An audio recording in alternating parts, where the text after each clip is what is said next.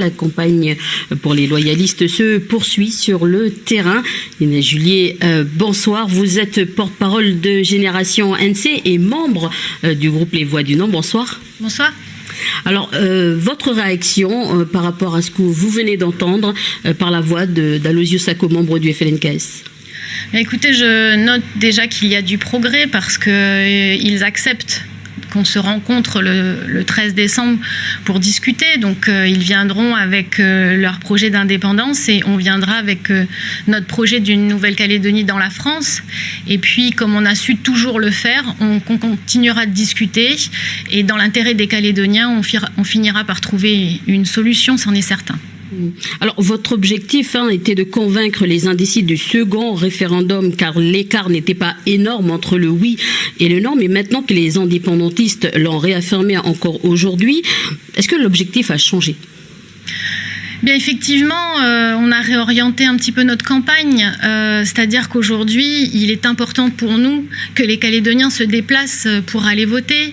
C'est dommage, c'est vraiment dommage cette décision du camp indépendantiste. C'est dommage de terminer l'histoire des accords quand on sait ce que ça a coûté aux Calédoniens dans les deux camps d'arriver à trouver un consensus politique équilibré pour qu'on puisse vivre ensemble et dans la paix ces 30 dernières années. Eh bien, c'est dommage d'en arriver là aujourd'hui avec des leaders indépendantistes qui appellent à un boycott sur de faux prétextes.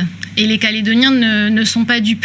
Mais de toute façon, il va falloir qu'on discute parce que aujourd'hui nous avons des défis à relever, nous devons avancer. Et si les référendums se terminent, on va pouvoir enfin parler d'autre chose que du oui et du non.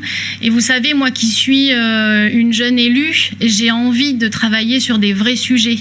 Des sujets qui touchent la Nouvelle-Calédonie. Je pense au travail des jeunes, je pense également à la réduction de la pauvreté, je pense également à l'environnement. Mais j'ai envie également que la Nouvelle-Calédonie, elle relève des défis qui sont planétaires. On le voit bien aujourd'hui avec le virus. C'est pas nous qui sommes à l'origine de ce virus-là et pourtant on est impacté. Le réchauffement climatique, c'est aussi un sujet sur lequel il faut qu'on travaille parce que quand on voit aujourd'hui l'ampleur des sécheresses, quand on voit l'ampleur des catastrophes naturelles, eh ben on se dit qu'on n'est pas protégé en Nouvelle-Calédonie. Il faut qu'on s'y prépare. Et vous savez, ces sujets-là, ils n'ont pas de couleur politique. Pour vous, le deuil, c'est un prétexte, c'est ce que vous dites?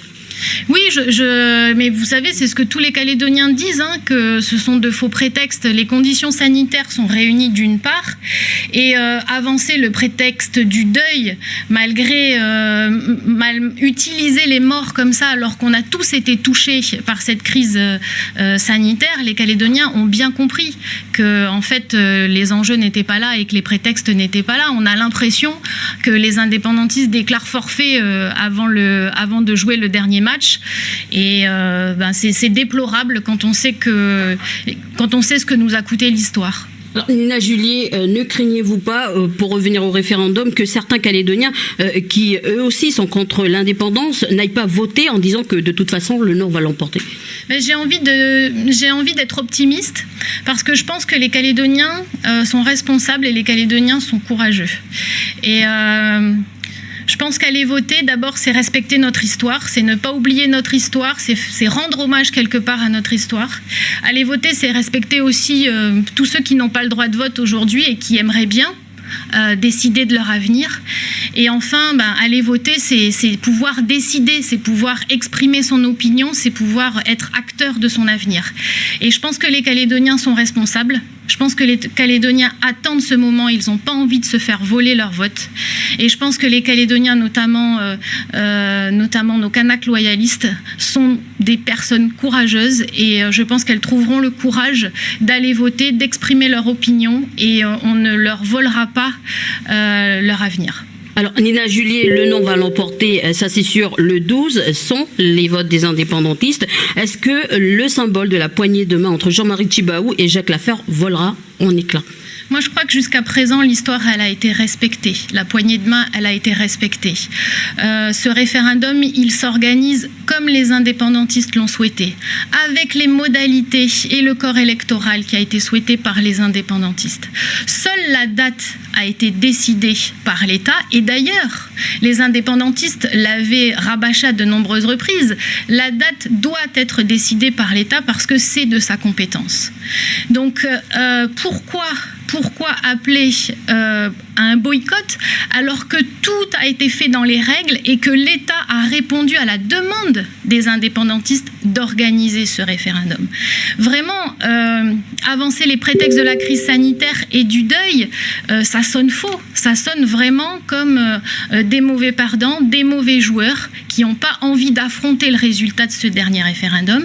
Et vous savez, quand vous dites que nous allons gagner, moi je ne pars jamais gagnante. Je me dis toujours qu'une élection, il faut y aller, il faut se battre jusqu'au bout, aller sur le terrain, et c'est pour ça qu'avec les Voix du Non, on est sur le terrain, on fait campagne, on montre que c'est possible et on dit aux gens d'aller voter. Si on veut être à la hauteur de ces 30 dernières années, si on veut être à la hauteur des décisions que nos anciens ont prises, il faut qu'on soit au rendez-vous le 12 décembre.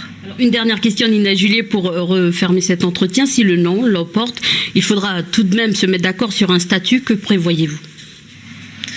Bien, écoutez, je crois qu'il faudra d'abord faire preuve de beaucoup d'humilité par rapport aux résultats du 12 décembre.